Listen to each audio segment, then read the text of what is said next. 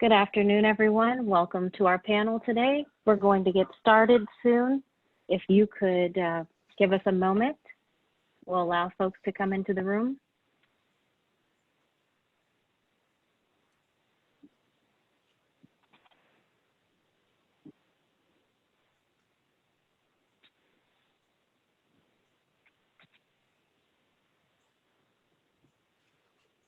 And good afternoon, everyone. Welcome to the Presidential Election Project. It was an ACT-IAC special project. We're just allowing folks to come into the room.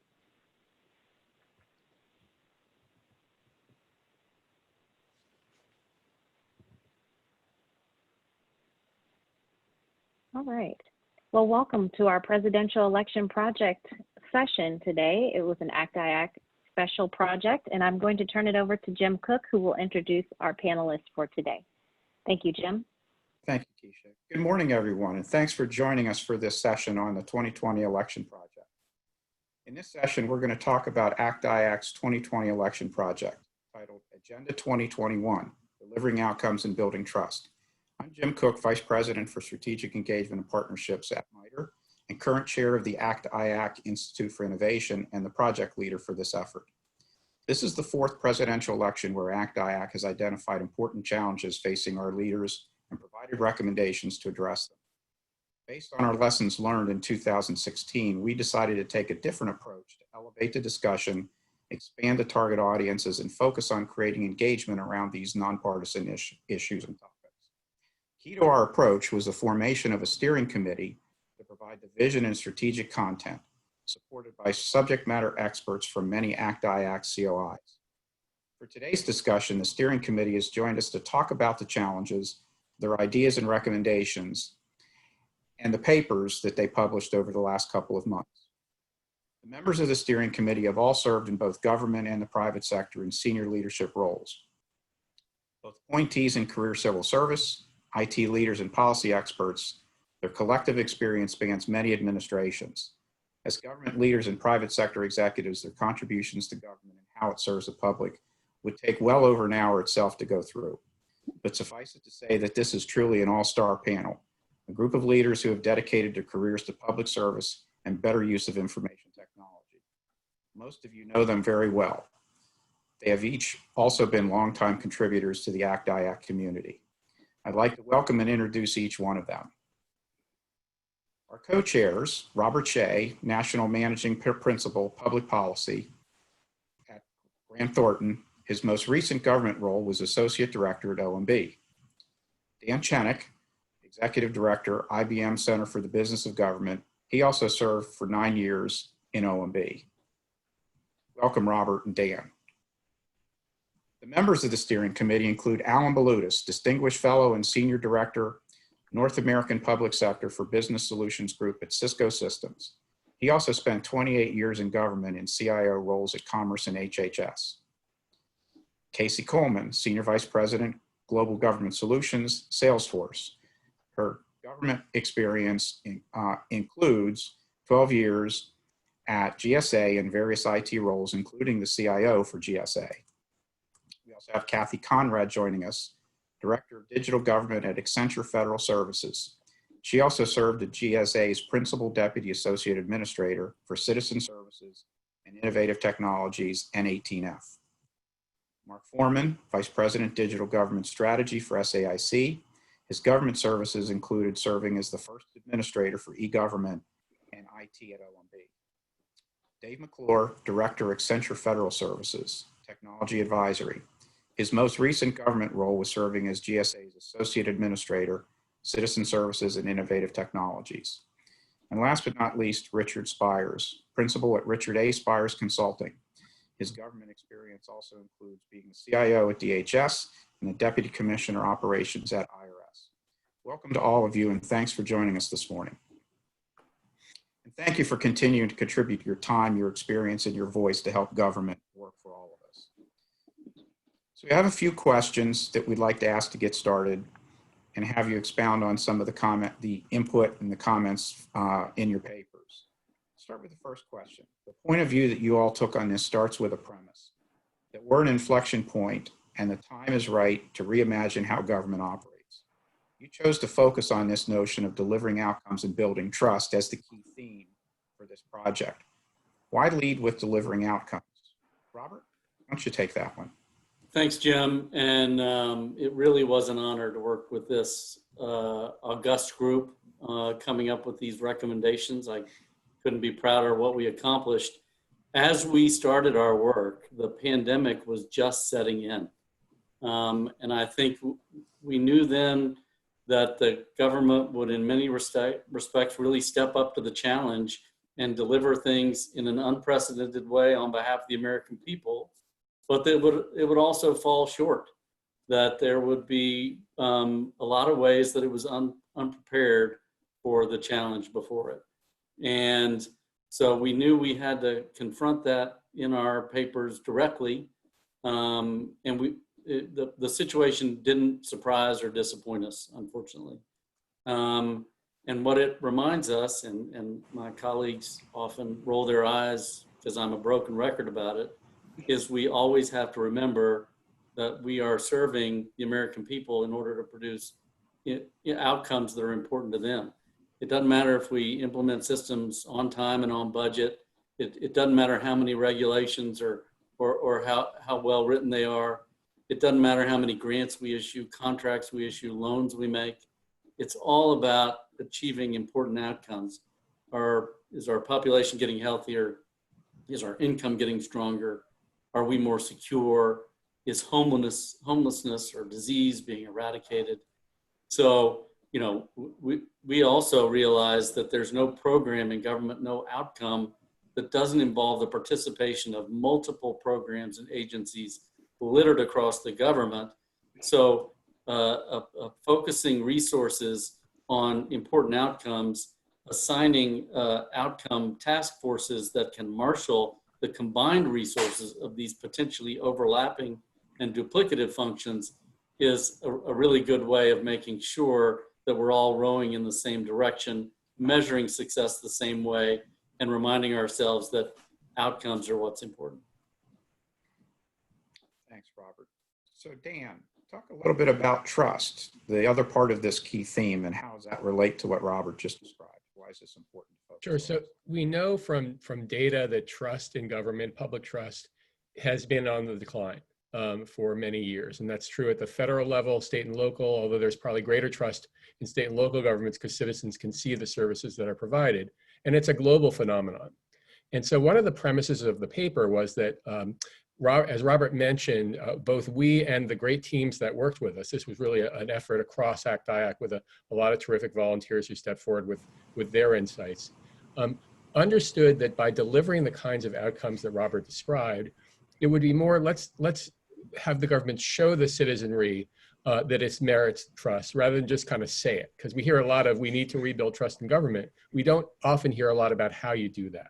And doing the hard work, especially this year when services are needed more than ever, help citizens understand that their tax dollars, the significant spending that was issued this year under the CARES Act, are being well spent, that families are being served, that neighborhoods are being helped by government support, that cities and state services are being supported by federal government interaction with them, and that the nation is well served. From security threats to services that are delivered to support for law enforcement, all of the critical missions of government really come together to develop this trust scenario. And by doing so, we can enable public support for those programs because we are, as Robert said, a nation that is really served and serving the citizenry, and the citizenry should be, and the public receiving services more largely, should be able to be involved in the development of those policies and the understanding of those programs. And so trust both sort of increases public confidence in government. It also encourages them to come forward and use government services and be involved in the development of policies that promote services that help them, their families, and communities. Thanks a lot, Dan. So, you know, delivering outcomes and building trust are key themes and big topics. The government's a large enterprise with many missions. So as you worked this particular project, you chose to focus on 3 key priority areas in which you felt the government do more to deliver outcomes and build trust in the course of doing so, delivering customer-centric services, transforming the national infrastructure, managing risk, and accelerating agility in government. So let's spend a little bit of time talking about those three particular areas, because that's kind of where the rubber meets the road. Kathy, in terms of delivering customer-centric services, tell us a little bit about why you chose to focus on this area. What does that include, and why do you think that was important to raise to this level? Well, you know, when Dan talks about the importance of trust in meeting the critical missions of government, like, you know, securing people's economic future and meeting their needs for health and safety, trust is earned when government meets or exceeds people's expectation. It's not a given. And so in order to meet those expectations, you first really have to understand what people's needs are. As they interact with government services, as they seek information. So that's why our recommendations center on designing services and delivering services around people's needs and using data and customer feedback rather than assumptions to know what matters. You know, if you want to deliver services that are as seamless and as convenient as people experience with, you know, their favorite brand and commercial service, you really have to know what are the moments that most impact that experience. So gathering customer data and insights from that data should inform decisions on where and how we can do things like leverage digital platforms and use intelligent automation to have real impact on customer experience and on employee experience, because empowering employees is critical to being able to deliver the kind of experiences that people expect, and of course to achieving those mission outcomes. We also focused much of our paper on the importance of sharing that data, because when you think about things, you know, the kind of journeys that Dan and Robert both mentioned, many of them, the way people experience government isn't limited often to one program or like one website or one phone call at a time. Customers' interactions with government cut across organizational boundaries. So to be able to deliver that kind of seamless experience and really satisfy the needs that people have, enable them to be able to complete the tasks they set out to do, you have to share data across programs and in many cases across agencies to look at government and journeys as end-to-end kind of service interactions, not just kind of shots, one shot at a time. So Mark, do you want to? Mark, do you want to talk about how that affects where infrastructure comes in? Right. Well, you know, we're all living through the remnants of Zeta, and some being hit a little more hard than others of us. Poor Dave in North Carolina, I think, got hit pretty hard today. So what we know is that there are man-made events and there are natural disasters. Some of them are predictable. You have cybersecurity attacks, some which may be defensible or preventable. And in all these scenarios, the federal government plays a critical role. So our concept here is that crises should be prevented to the extent they can, or the impact limited to the maximum extent possible. And we do that with the concepts of data analytics, skill sets, models, tools that we know go into this concept of better risk management.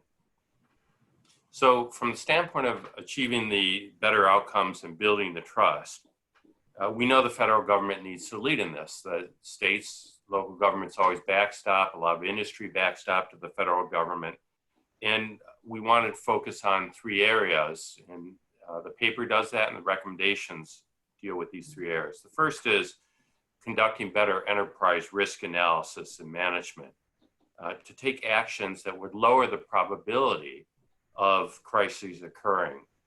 The second is transforming the national infrastructure to better respond to disasters and attacks when they do occur. And the third element is increasing the collaboration across all levels of government and with non-governmental and private sector organizations. And that improves data-driven decision-making. It improves response during a crisis, and the response and recovery activities after that crisis. And together, we believe the result is that our country will have a substantially improved resilience, better prepared, and better able to respond to these man-made and natural crises. Casey, Thanks. agility? Yeah, let me jump in on that. Agility is really a priority in our paper because it's the method that ties it all together and makes it real. As you know, the world is changing rapidly. The pace of change has picked up, and nothing could be more of an ultimate example than the COVID outbreak. There was no time to prepare or plan when it hit. Organizations and governments just had to respond, and they did that. But in many cases, it was through heroic staff efforts and not because they had the systems and the methods and the coordination pre-established. So agility is really the way to get in front of and react when the pace of change has accelerated. So we think of it in three terms: agile policy, agile culture, and agile delivery.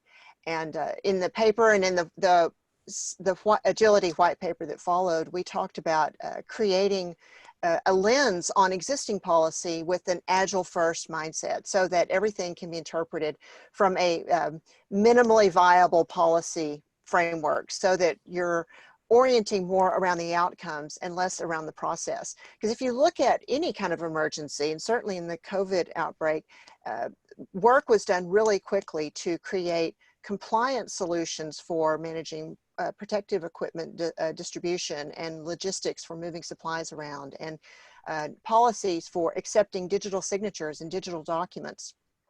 And all of these were compliant, but they were done quickly. And we think that that is a framework that we can repeat with creating more of an agile culture, agile delivery framework, and then equipping the workforce with the tools that they need to make that real, to move quickly, to iterate rapidly, and to develop capabilities that are empowered at the lowest level so that everything doesn't have to run through your traditional chain of command and take a long time to make decisions and then action. So agility, I think, is really the fabric that connects all of these recommendations. Yeah, there's a great deal of interdependency between all of them, but this one in particular.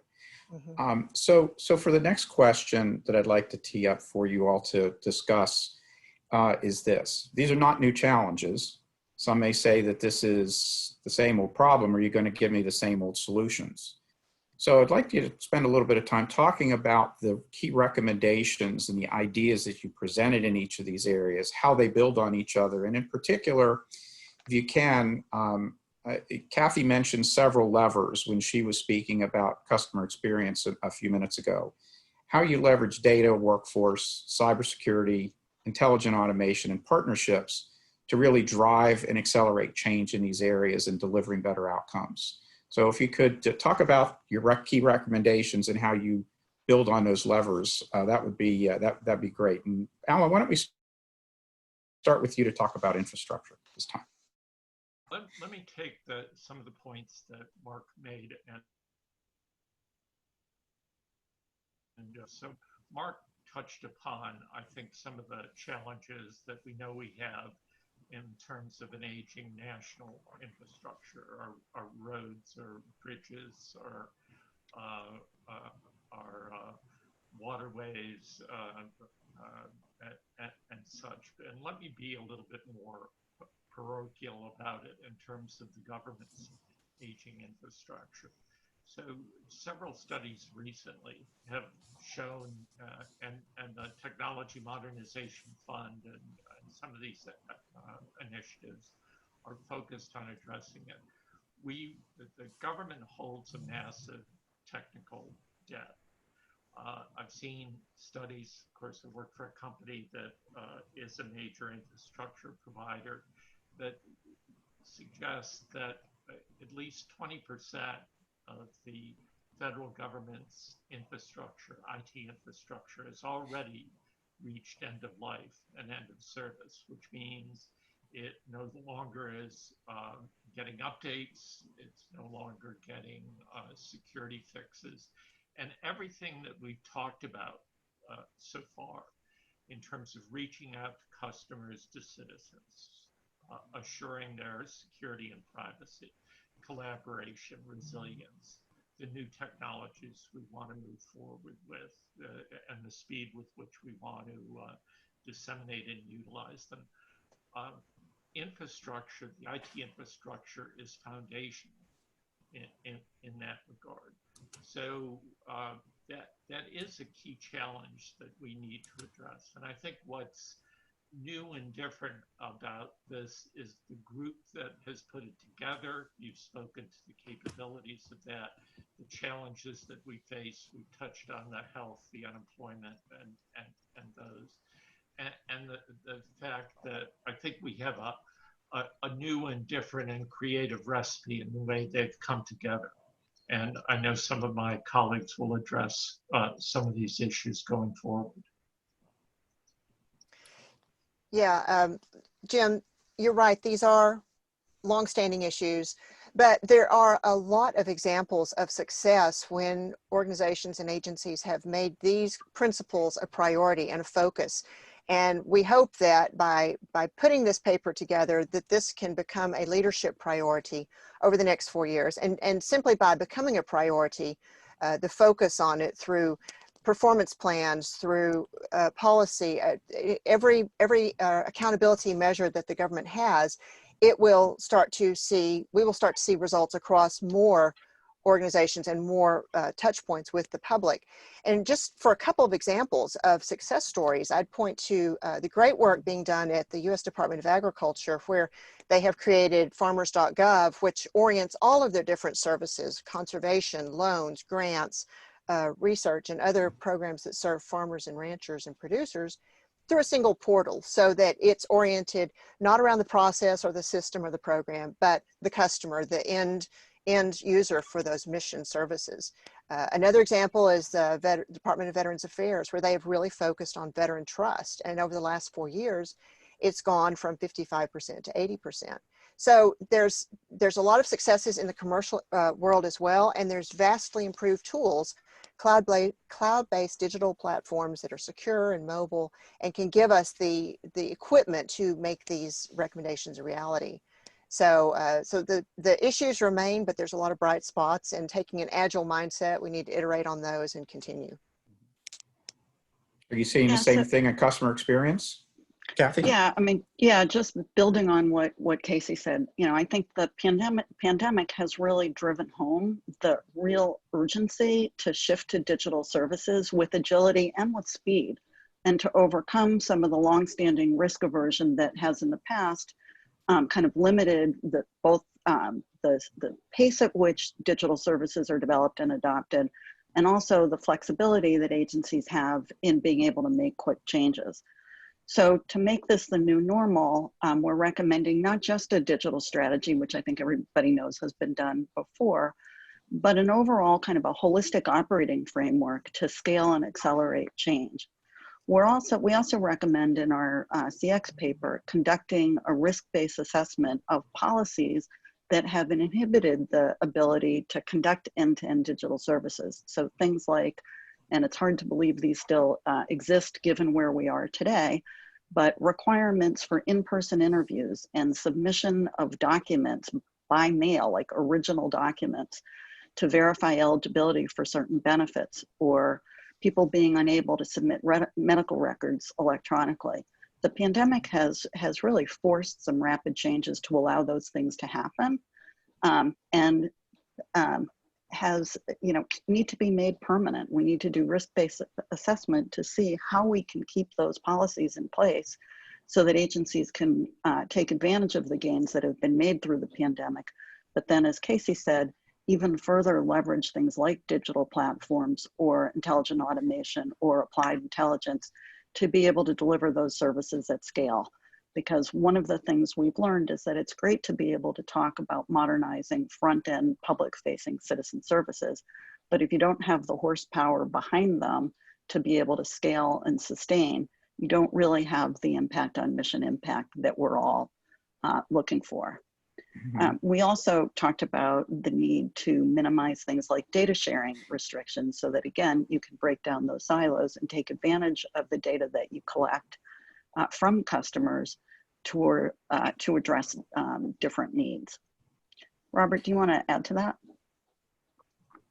Sure. The one point we made in our paper was the need to ensure someone took responsibility for improving customer experience across agencies. We're very sensitive to the explosion in chiefs across government. So adding another management silo is not the answer. On the other hand, if you're not assigning someone responsibility for driving these methodologies where they need to go, then it just won't happen. So ensuring every agency has someone assigned responsibility for customer experience is a key tenet of our recommendations. So that degree of sustainability, and those are all great ideas to get there. The question is, I think, again, some cynical folks or skeptical folks may say, you make it sound so easy, but if it was so easy, why haven't we done it before? Why did we need a pandemic of this scale to really drive this degree of change? What are the barriers, and what do you think the likelihood is, or how do you make these ideas that you've proposed, how do you make them stick? Any thoughts on that from any of the group? Yeah, you're right. And we know what the barriers are: culture and inertia and existing organizational structures and policies that were set up for a different point in time. But we think all of that is overcomable, not all at once, but little by little. And it starts with making delivering outcomes and building trust a top leadership priority from the very beginning, and creating the accountability structures that Robert talked about. We also in our paper talked about leadership and about workforce and how to create a different skill set and different culture in the workforce with private partnerships and talent exchanges, with different leadership training, creating different cultural expectations and different alignments through performance plans. So there's a lot of other mechanisms. I'll leave it to some other panelists to talk about, but we know the barriers are real, but starting with this as a priority and thinking about existing structures and how we infuse delivering outcomes and building trust as the goal, we'll see movement in the right direction. Yeah, I'll pick up. This is Richard. I'll pick up on what Casey mentioned about the workforce, which I think is one of the key barriers, but also if we do this right, can be a force multiplier. So having come out of private sector 20 years and going into government, back out and the like, I've seen both sides, and look, some of the best people I've ever worked with are career government people and some of the most talented. That being said, it's also the case that in many agencies, the culture, some of their skill set deficiencies in particular areas, particularly in technology areas. Casey, I think she said it well about agility. I mean, this is about government becoming more agile.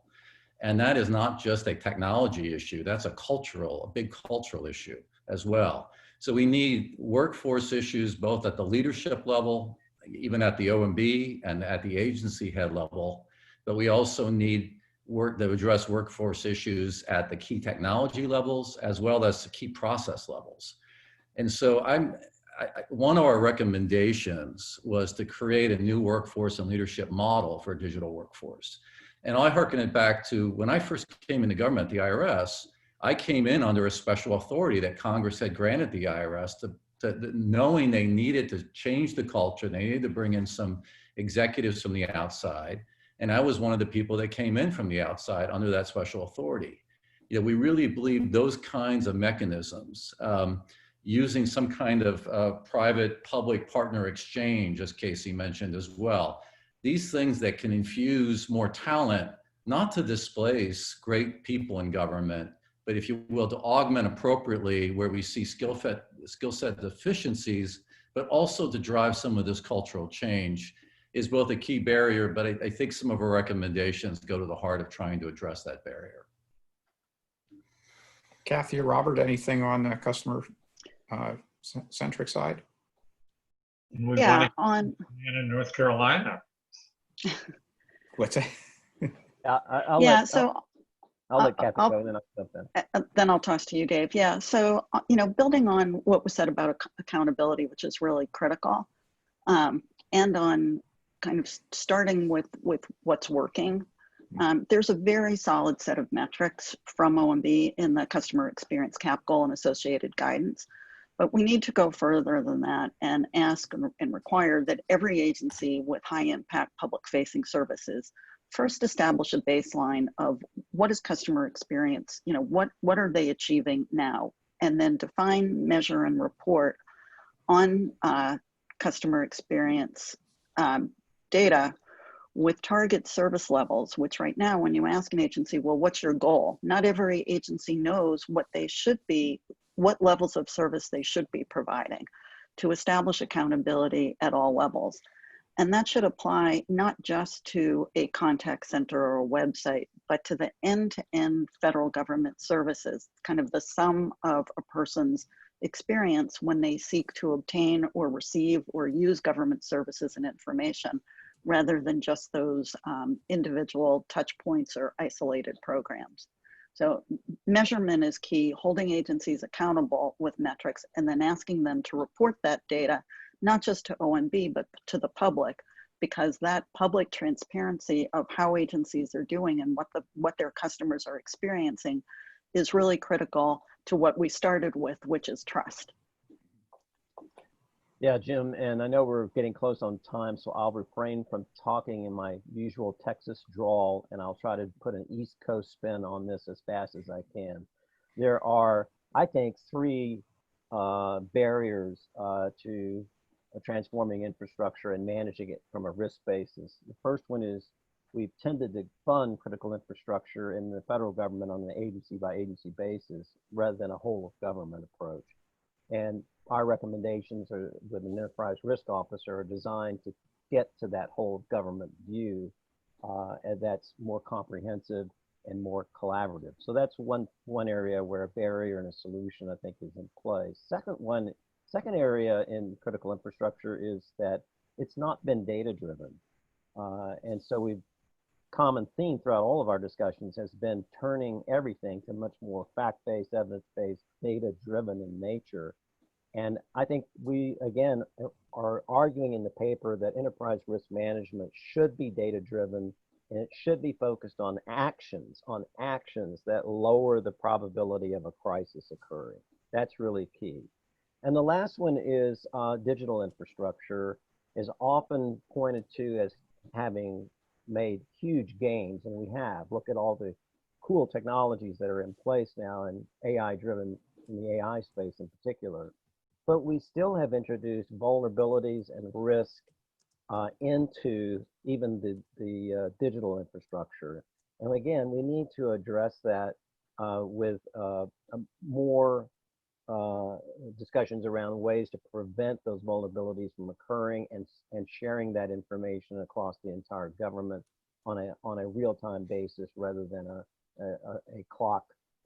old clock basis. So I think, again, lots of barriers, but I think the paper tries to introduce some new thinking into how we can resolve them.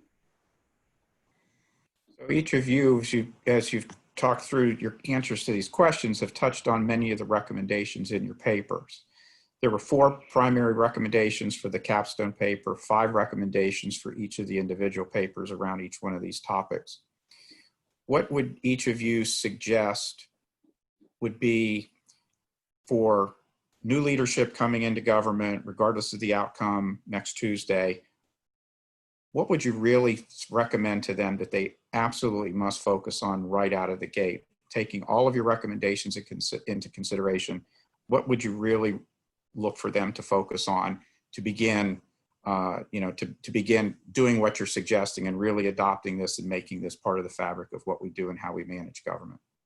So Jim, I'll start on that. Two points. One, we're still in the middle of a world historic pandemic, and the coming months, as we know, the medical forecasts are that it's likely to continue.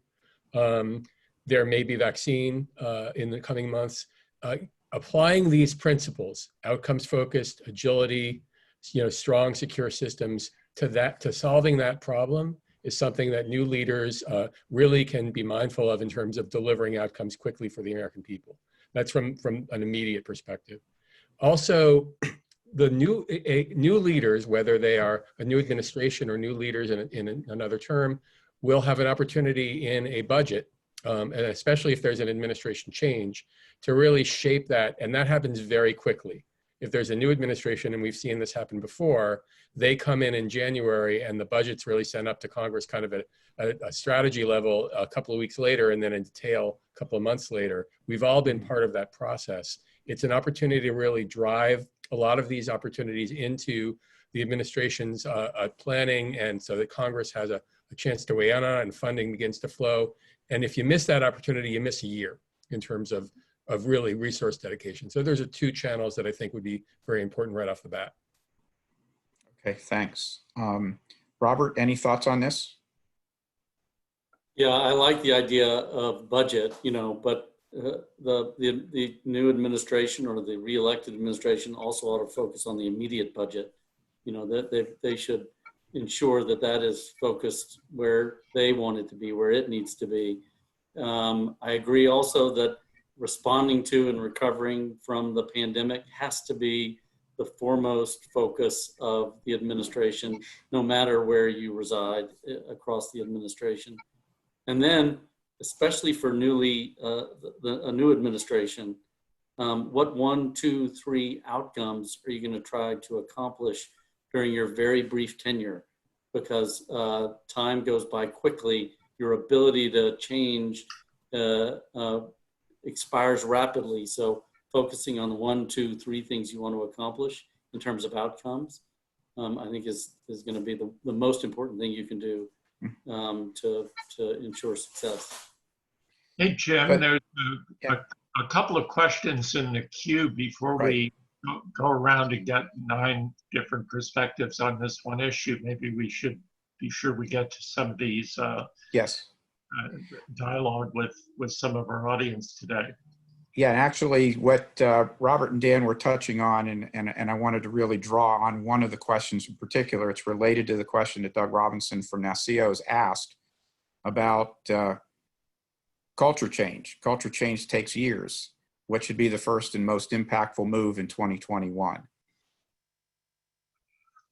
I'll jump in on something here. One of our recommendations was to assign, if we're outcome oriented, then what I have found, particularly at my experience at DHS, was if you really wanted to get something done and move the ball, you took a senior executive and a team and you assigned that individual to it full time. And especially if you're working across what we call the interagency, where it wasn't just within your own agency, but you're having to coordinate across government. And many of the recommendations we talk about really would span, whether it's CX and a lot of the enterprise risk management stuff we talk about really needs to look at in a broader than just one agency. So this idea of using outcome leaders, I think, is a really good one that could change culture more quickly. So I think to what Robert was saying, if we identify key outcomes that a new administration, whoever wins the election, wants to accomplish, and we orient ourselves a little differently than we traditionally do around agency lines, but we assign some outcome leaders, some really key executives with teams. And in fact, you might have multiple outcome leaders at different agencies that are coordinated together under leadership to drive these outcomes. I think that's a way that you can drive a lot more cultural change and actually achieve those outcomes much more quickly. If I could add to that, Jim, I think there's coming together some of the things we've talked about today in managing the risk that we're really having to deal with, the pandemic and the natural disasters. And I thank Doug for asking that question, because I know one of the issues that having come in early in the Bush administration, you have to grapple with the fact that the federal government doesn't do a lot of this on its own. It does this in partnership with state and local government. And amid the natural and the disasters and the pandemic, we have economic disaster in state and local government budgets. So I think one of the things that the new folks or the existing folks, and there will be turnover even with a re-election, They have to understand this delivery channel and the agility that's needed across levels of government and the partnership that's needed in managing the risk here. Yeah, and I'll just add to that, because as we talk about establishing outcomes, they have to be outcomes that actually matter to your mission from the perspective of the people who you serve. So those outcomes shouldn't be developed in a vacuum. It should be based, like, listen to your customers, understand if what matters to them in achieving those outcomes, and then prioritize where you can have the most impact based on what you're hearing from your customers, not just based on what, as was said in an earlier panel this morning, not just based on what the agency wants, but what matters to your customers and what will really move the needle on that mission impact. Yeah, and if I can, Jim, I'm going to jump in because there's no way to survive if I don't. I'm going to pay homage to Robert and say these outcomes and this outcome focus that we have taken in the paper have to be data driven. There has to be transparency around what's being decided. The information's got to be accurate, it's got to be timely, and it's got to be complete.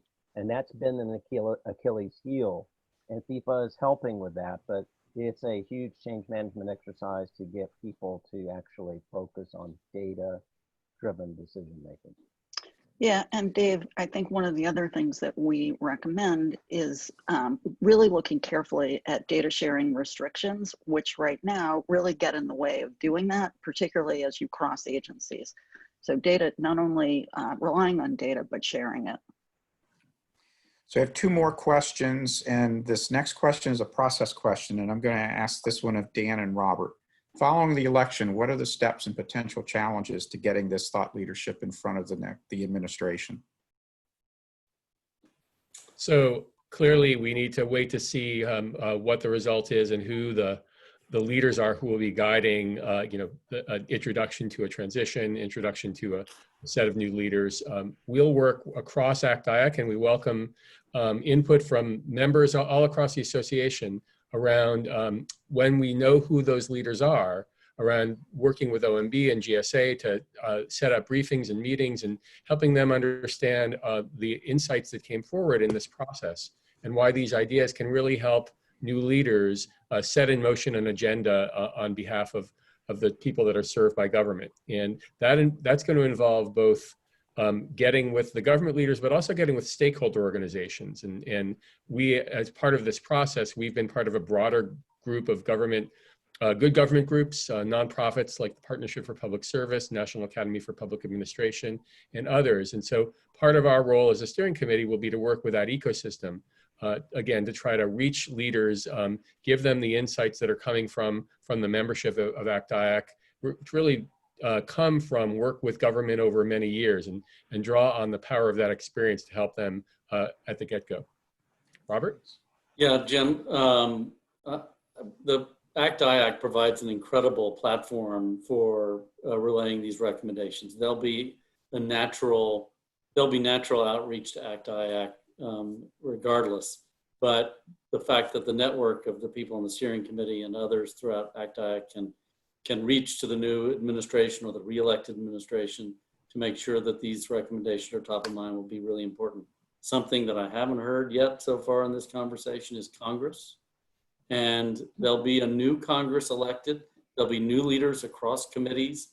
They'll be looking for ways to hold the administration accountable. They'll be confirming new leaders across cabinet agencies. That is a natural ally in making sure that not only central agencies like OMB and GSA get wind of this, but that as individuals take leadership roles in agencies, that the committees that they're going to be responsible to reiterate the importance of recommendations of this kind to them as they take those positions. Jim, may I pile on to that issue quickly? I'm glad Robert brought up the Congress. And go back for a moment. This paper is already in the hands of transition leads for the Biden-Harris ticket, as well as those who will be guiding the transition if there is a second term for the Trump administration. But as important, since many of the reforms of the executive branch have come over the last 20 years from the Congress. They haven't come out of the executive branch. They haven't come out of L&D. Many of them, in fact, have been opposed by the administration. There are key congressional leaders that already have our papers in their hand. So we have a tremendous opportunity to build on the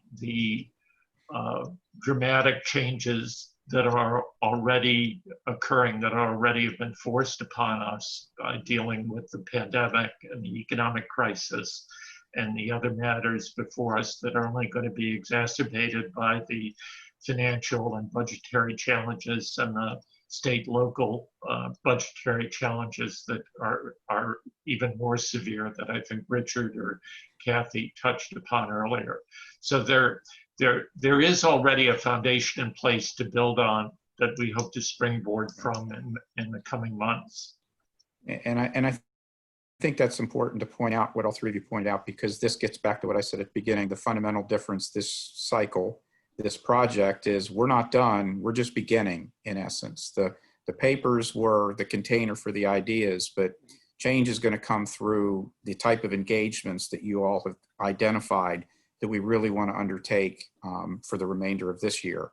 So that's going to be much of our focus for this project going forward, is that those type of engagements. So we have to keep the band together. Absolutely. I look forward to it. Virtually, socially That's true. We adapted pretty quickly. Play piano. So I know we only have a little bit of time left. There's one other question in the chat, and I'd like to use this as kind of the get off the stage question for all of you. There's a lot of good ideas here. How can the ELC attendees help support them? The folks who are here from government and industry that are going to continue to be engaged, what can we do, and what can the audience do to help drive these messages home and make the kind of change that you all have described here? What would you recommend to the community? So I'll start. I think both industry and government folks can view themselves as or act as champions of change. I think this is not a 7-band project. Is a government-wide project. So both folks inside of government and in our in industry, I think, need to focus on some of these tough barriers that we talked about, and try to grasp onto how they can become champions of communication and action in making some of these recommendations and changes in government real, rather than just conversation. Okay, great. Anyone else? And Dave, I'll add to that. I think in many cases, the recommendations that we have, some are very, sort of high level, and others are pretty practical and can really be applied at either the agency level or even at the program level. And so whether you're in industry or government, really looking at the work you're doing and thinking about how do you incorporate some of the things we recommend to not just what you're doing today, but what you're planning for the future. Because this is meant to be a guide, not just for today, but for the next 4 or 8 years forward. So really looking at how can you both be an ambassador for some of these recommendations and some of the new ways of working that are recommended, but more importantly, start applying them in ways both large and small. Yep. Let me add to what Kathy talked about. There's obviously the communities of interest, the COIs across ACT-IAC, that contributed much of the intellectual firepower that went into these recommendations through the volunteers that work with us in the steering committee, can put forward specific ideas in the areas that the COIs work in. And then all of these ideas came from, as has been noted, work that is done by industry and government together every day in terms of delivering the work under contracts and relationships that they work on in programs and services.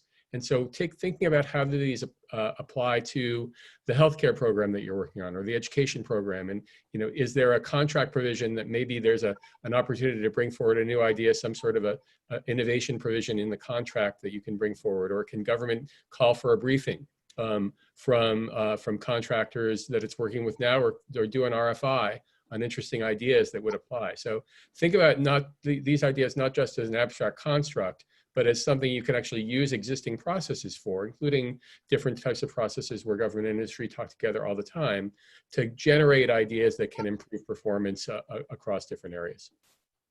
And then picking up on what Dan said, I think he's spot on. I mean, a very specific example is one of our recommendations in the infrastructure area and resilience is around going to a zero trust model for cybersecurity. And really and Dave McClure ran a project for us last year in which we did some groundbreaking work in ACT-IAC, helping government define what would that mean, what would that look like. And I suspect that some of these recommendations take hold, that we're going to have a chance as ACT-IAC to put together special project teams or maybe work with the COIs to further these ideas and to help agencies actually implement some of these recommendations. If I could just add a couple things, my recommendations coming out of the conference, because so many of these issues have been discussed. I think everybody should look to do two things. Number one is figure out what is the constraint on the outcome as it relates to the pandemic or whatever related program, and what action could you take or what initiative could you undertake to remove that constraint on the outcome. And the second thing is everybody is tangential to another part of the service delivery stream in the government environment we're acting in. And it's so hard to be focused just on your area of work, but I'd ask you to figure out what is that one tangent program or one tangent partner that you need to reach out to and engage to simplify the process from the citizen's perspective. Casey, do you have any thoughts? Casey, Alan, Robert? Just to reiterate the practical tips everyone has pointed out, everyone has influence, everyone is a leader. And if you haven't read the papers, please read them, the capstone report and then the supporting white papers, and then use that to start to build some practical actions in your sphere of influence, because it doesn't take a lot of people to make positive change. It just takes a few who have a common vision. I can hardly add to the wisdom that's been shared, Jim. Great.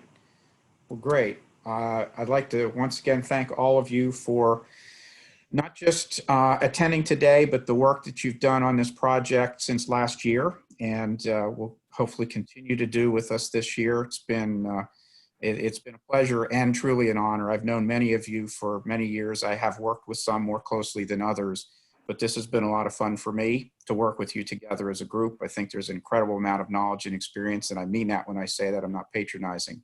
And I look forward to what we can do together for the community and for the nation and for our government over the next year, bringing your ideas and the ideas of the many other people that you work with in the ACT-IAC community to bear to hopefully help us deliver better outcomes and build trust. So thanks again. And thank you for attending, for those who participated today, and for the questions from the audience. This wraps this session. Enjoy the rest of your day. Thank you. Before we wrap, before we wrap, let us reciprocate your leadership, the work also that Mike Howell and Dave Wintergren have done. Absolutely wonderful. And I think it's a wonderful group. It could be a rambunctious group. You've done a wonderful job of coalescing us and spearheading a great report. So our thanks to you and the chance to work with you as well. I think I speak for all my colleagues in saying that, both to you and Mike Howell. All right. Well, thank you for that, and thank you for calling out Mike. Mike has done a lot of work behind the scenes. He's the unsung hero, but we wouldn't have gotten any of this done without Mike. So I appreciate that. Thank you. Thank you all. Thank you all. Thank you. Take care. Thank you. Have a good day. Bye-bye. Take care. Thank you everyone for joining. Have a great day.